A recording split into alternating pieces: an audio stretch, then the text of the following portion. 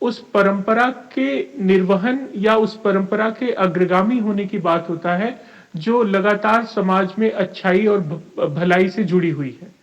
आप इस चीज को साधारण तरीके से ऐसे समझे कि जैसे हम जिस घर में रहते हैं, हम उस घर में रोज साफ सफाई करते हैं। साफ सफाई इसलिए करते हैं ताकि वहां पे पवित्रता आ सके, पावनता आ सके। लेकिन गंदगी करने के लिए हमें कोई अलग से आयोजन नहीं करना पड़ता।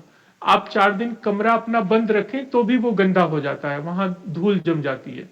तो संतों की बार बार जरूरत इसीलिए है ताकि वो साफ सफाई होती रहे, मतलब वो पावनता के पुनर्वास का जो कार्यक्रम है वो लगातार चलता रहे।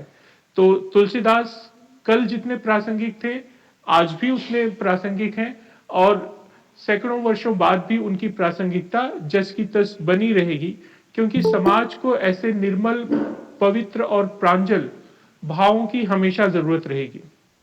गोस्वामी तुलसीदास को हम लोग सनातन संस्कृति को जनभाषा में पिरोने वाले एक विश्व कवि के रूप में देखते हैं। उनका जो समन्वयवादी दृष्टिकोण था, उस पर आचार्य रामचंद्र शुक्ल ने कहा है कि इस देश में जननायक वही हो सकता है जो समन्वय कर सके, जो शैव और वैष्णव का समन्वय कर सके, जो समाज के अलग अलग वर्गों को एक साथ लाके खड़ा कर सके, जो समाज के आदर्श और मर्यादाओं का पालन कर सके। और हम देखते हैं कि ये सारी चीजें हमको रामायण में मिलती हैं। मैं इन दिनों उज्बेकिस्तान हूं, तो थोड़ी सी चर्चा तुलसीदास और रामचरितमानस को लेके उज्बेकिस्तान के संदर्भ में, सेंट्रल एशिया के संदर्भ में भी करना चाहूंगा। सोवियत जमाने में तो रामायण के बहुत सारे यहाँ के सोवियत के विद्वानों द्वारा उसका रूसी भाषा में अनुवाद हुआ, और उस पर बाकायदे शोध कार्य भी हुए। यहाँ तक कि वेदों पे भी शोध कार्य हुए। हमारे यहाँ एक सीनियर प्राध्यापिका हैं शिरीन मैडम, उनका वेदों के ऊपर काम है। और उज्बेकिस्तान जब स्वतंत्र हुआ, और उज्बेकी और ताजिक दो भाषाएं यहाँ पे महत्वपूर्ण मुख्य रूप से बोली जाती हैं, तो हमारे यहाँ जब टीवी सीरियल रामायण बहुत प्रचलित हुआ, तो उस रामायण का उज्बेकी भाषा में अनुवाद करके वो धारावाहिक रूप में उसी तरह यहाँ भी दिखाया गया जिस तरह हिंदुस्तान में दिखाया गया। और उसकी पॉपुलैरिटी उज्बेकिस्तान के टीवी कार्यक्रमों में सबसे पॉपुलर कार्यक्रमों में से एक रही। ठीक उसी तरह महाभारत जब हमारे यहाँ प्रसारित हुआ, तो महाभारत का भी प्रसारण ठीक उसी तरह से उज्बेकिस्तान में भी हुआ।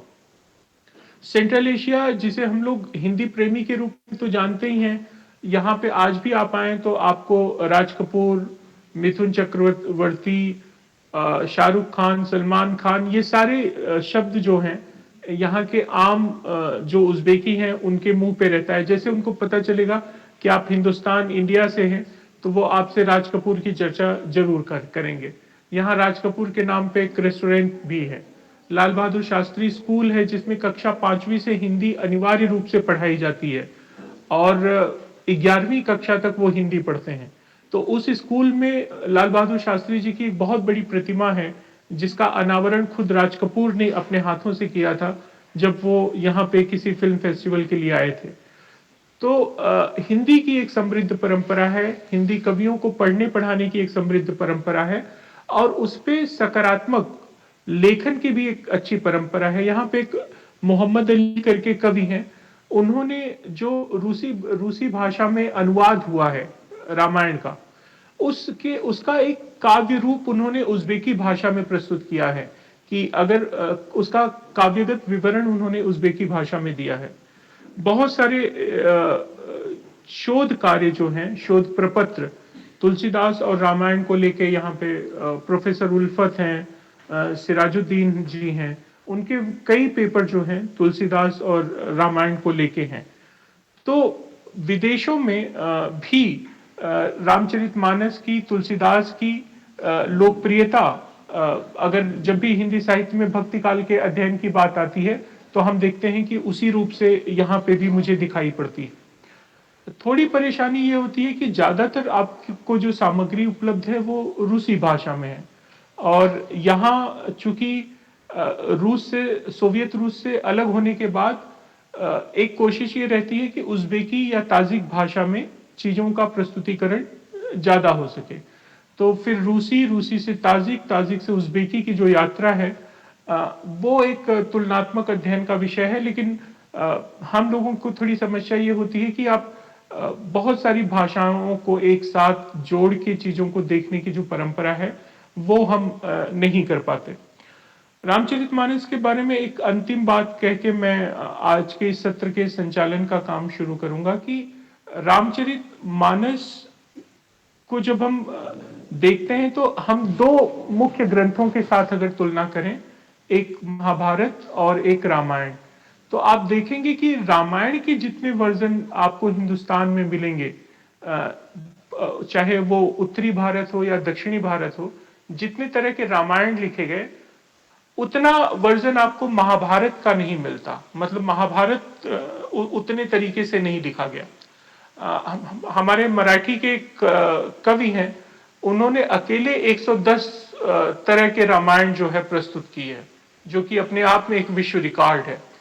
उस पे भी मैं काम कर रहा हूं, वो भी बड़ा अनोखा काम है।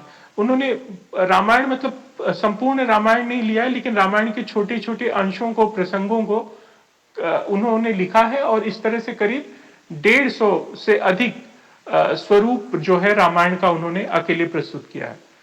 तो रामायण में आपके पास ये विशेषता है कि आप अपने तरीके से उस चीज को प्रस्तुत कर सकें। कहीं पे वो रामायण के संदर्भ में लिखा जाता है, कहीं पे कैकेयी के संदर्भ में लिखा जाता है, कहीं पे उर्मिला के संदर्भ में लिखा जाता है। और इन तमाम तरह के जो प्रकार रामायण के लिखे जा रहे हैं, उनमें एक चीज जरूर है कि उत्तर से दक्षिण तक संपूर्ण भारत में अगर तमाम भारतीय संस्कृति की आत्मा के रूप में, उसकी खोह में छुपी हुई आत्मा की शक्ति के रूप में अगर किसी एक ग्रंथ को, किसी एक कथा को निकाला जा सकता है या प्रस्तुत किया जा सकता है, तो निश्चित तौर पे वो रामायण है। तो रामायण की शक्ति, रामायण का प्रभाव पूरे भारत के जनमानस पे पड़ा हुआ है। अक्सर ये चर्चा भी होती है कि कबीर और तुलसीदास दो अलग अलग रास्ता दिखा रहे हैं, लेकिन दरअसल दोनों का दिखाया जाने वाला रास्ता एक ही है। ठीक वैसे कि जैसे आपके शहर से कोई हाईवे गुजरे तो कोई ये कहे कि ठीक है, अगर आप गाड़ी लेके जा रहे हैं तो आप टोल टैक्स देकर जाइए।